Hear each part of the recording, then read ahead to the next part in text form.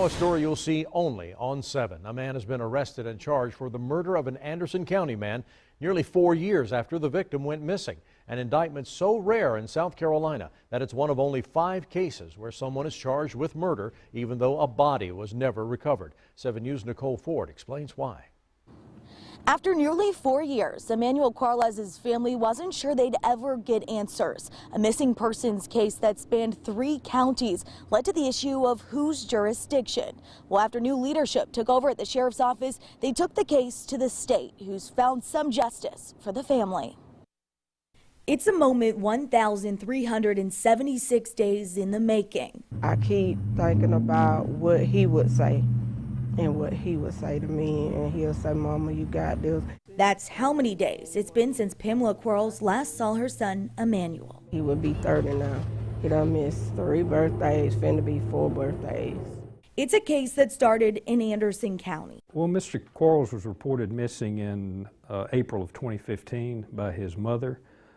He was last seen being dropped off by someone at a location in Pendleton, South Carolina. The investigation quickly grew to include 3 counties. Evidence led detectives to a possible sighting of him at the Roadrunner store near Seneca. Then days later, a truck turned up in Pickens County with his blood inside.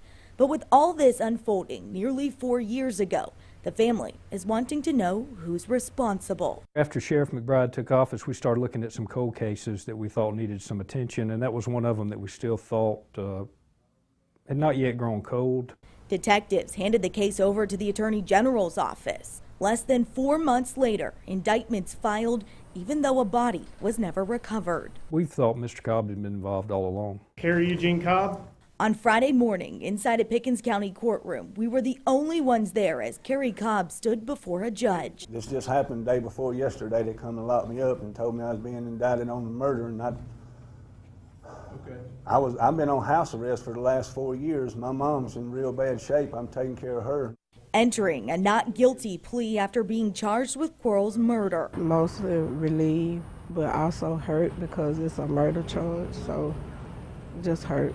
A grieving mother whose pain won't falter because she knows her son's body is still out there. It's real hard, but to me, I don't consider him as gone. I consider him as out there, and he's searching and looking for me as well as I'm searching and looking for him.